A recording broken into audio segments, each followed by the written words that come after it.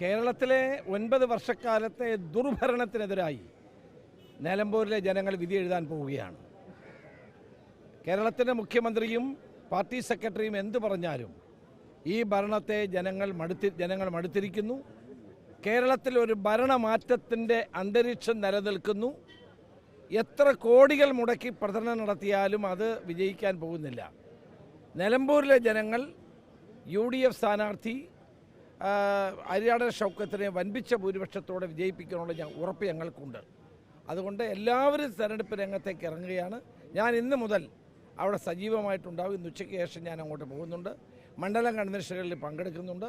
എല്ലാ നേതാക്കളും പ്രവർത്തകന്മാരും ഒറ്റക്കെട്ടായി ഒരു മനസ്സോടെ തെരഞ്ഞെടുപ്പ് രംഗത്തേക്ക് ഇറങ്ങുന്ന ഒരു കാഴ്ചയാണ് നിലമ്പൂരിൽ നിങ്ങൾക്ക് കാണാൻ സാധിക്കും. അന്നൂറുമായി ബന്ധപ്പെട്ടിട്ട് ഇന്ന് UDF-ഉം അൻവറും തമ്മിലുള്ള ധാരണയുടെ ഭാഗമാണ് എന്നുള്ള വിമർശനം കൂടി CPM സംസ്ഥാന സെക്രട്ടറി പറയുന്നുണ്ട്. തെരഞ്ഞെടുപ്പ് നടത്താൻ ഇലക്ഷൻ കമ്മീഷൻ വൈകി. ഈ ഒരു 10 മാസത്തിന് ശേഷിക്ക് ഇങ്ങനെ ഉപതെരഞ്ഞെടുപ്പ് വന്നത് ധാരണയാണെന്നാണ് പറയുന്നത്. അല്ല, ഉപതെരഞ്ഞെടുപ്പ് വേണോ വേണ്ടേ എന്നുള്ളത് ഞങ്ങളല്ലോ തീരുമാനിക്കുന്നത്. ഉപതെരഞ്ഞെടുപ്പ് വേണം തെരഞ്ഞെടുപ്പ് കമ്മീഷനാണ് തീരുമാനിച്ചത്. ഞങ്ങളും കരുതിയ തെരഞ്ഞെടുപ്പ് ഉണ്ടാകില്ല എന്നാണ്. പക്ഷേ തെരഞ്ഞെടുപ്പ് കമ്മീഷൻ പ്രഖ്യാപിച്ചപ്പോൾ നമ്മൾ തെരഞ്ഞെടുപ്പിൽ മത്സരിക്കാൻ ബാധ്യസ്ഥരാണ്. അതിനകത്ത് ഇപ്പോൾ എന്ത് ധാരണയാണ്? തെരഞ്ഞെടുപ്പ് കമ്മീഷൻ ഇടയ്ക്ക് എന്തുകൊണ്ട് സംസ്ഥാന ഗവൺമെൻറ് ആവശ്യപ്പെട്ടില്ല? അവർക്ക് ആവശ്യപ്പെടായിരുന്നല്ലോ. കേരളത്തിൽ മഴക്കാലമാണ്, തെരഞ്ഞെടുപ്പ് വേണ്ട, എന്തുകൊണ്ട് സംസ്ഥാന ഗവൺമെൻറ് ആവശ്യപ്പെട്ടില്ല?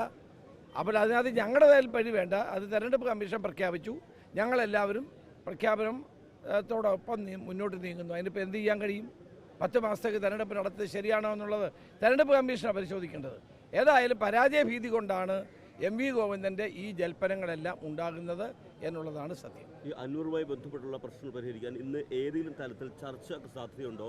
അതിനുള്ളൊരു മുൻകൈ ആരും എടുക്കുന്നുണ്ടോ? ഇന്നലെയും ഞാൻ കാര്യം അൻവർ ഉൾപ്പെടെയുള്ളവരോട് സംസാരിച്ചു. ഇന്നും അത് തുടരും.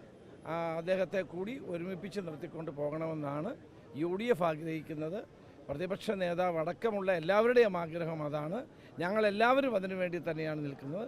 ഞാൻ CPK കുഞ്ഞാലിക്കുട്ടിയുമായിട്ടും പ്രതിപക്ഷ നേതാവ് VD സതീശനുമായിട്ടും ഇന്നലെ രാത്രി KC വേണുഗോപാൽ ഞങ്ങളെല്ലാവരും പരസ്പരം സംസാരിച്ചതാണ്.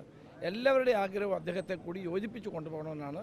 തീർച്ചയായിട്ടും, കാരണം ഇടതുപക്ഷ ജനാധിപത്യ മുന്നണിയെ പരാജയപ്പെടുത്താൻ ആഗ്രഹിക്കുന്ന എല്ലാ ശക്തികളെയും എല്ലാ വ്യക്തികളെയും ഒരുമിപ്പിച്ച് നിർത്തുക എന്നുള്ളതാണ് UDF-ൻ്റെ എന്നത്തെയും സമീപനം. അതുതന്നെയായിരിക്കും ഇപ്പോഴും തുടരുന്നത്. ഇന്ന് നമ്മൾ അതിനുവേണ്ടിയുള്ള ശ്രമം തുടരും.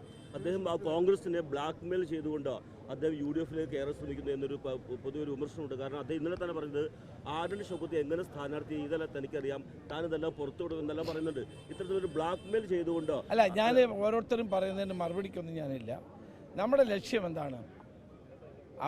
നിലമ്പൂർ ഇലക്ഷനിൽ വൻപിച്ച ഭൂരിപക്ഷത്തോടെ വിജയിക്കാനുള്ളതാണ്.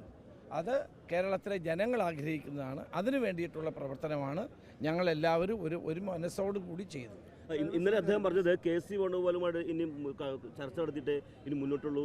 KC വേണുഗോപാൽ രംഗത്തിറങ്ങി തനിക്ക് വേണ്ടി താൻ സംസാരിക്കും. ഇനി KC-യിലാണ് തൻ്റെ പ്രതീക്ഷ എന്നാണ് ഇന്നലെ അദ്ദേഹം പറയുന്നത്. അത് നല്ല കാര്യമാണ്. KC വേണുഗോപാൽ കേരളത്തിലെ നേതാവാണ്. അഖിലേന്ത്യാ കോൺഗ്രസ് കമ്മിറ്റിയുടെ ജനറൽ സെക്രട്ടറിയാണ്. സംഘടനാ ചുമതലയുള്ള അദ്ദേഹവുമായി സംസാരിക്കുന്നതിൽ ഞങ്ങൾക്ക് സന്തോഷമുള്ളൂ. ഞങ്ങളെല്ലാവരും കൂട്ടായിട്ട് ഈ കാര്യത്തിൽ ഒരു മനസ്സോടെ ഒരുമിച്ച് തന്നെയാണ് നിൽക്കുന്നത്. കഴിഞ്ഞ തെരഞ്ഞെടുപ്പിൽ ഈ പറയുന്ന VV പ്രകാശ് തോൽക്കാൻ കാരണം ആന്റണി ഷൗക്കത്ത് പാലം വലിച്ചതുകൊണ്ടാണോ വിമർശനം? അതൊക്കെ ചുമ്മാ തെരഞ്ഞെടുപ്പിൽ ഉള്ള കള്ളപ്രചരണങ്ങളാണ്. അത്തരം ഒരു പ്രചരണം ഇത്തവണ ഏൽക്കാൻ പോകുന്നില്ല. എല്ലാ കോൺഗ്രസ്സുകാരും എല്ലാ UDF പ്രവർത്തകരും ഒരുമിച്ച് നിന്നുകൊണ്ട് ആന്റണി ഷൗക്കത്തിന് വേണ്ടി രംഗത്തിറങ്ങി കഴിഞ്ഞിരിക്കുകയാണ് ഓൾറെഡി. ബാക്കി എല്ലാവരും ഉടനടി തന്നെ രംഗത്തിറങ്ങും. വൻ വിജയത്തോടെ UDF അവിടെ വിജയിക്കും.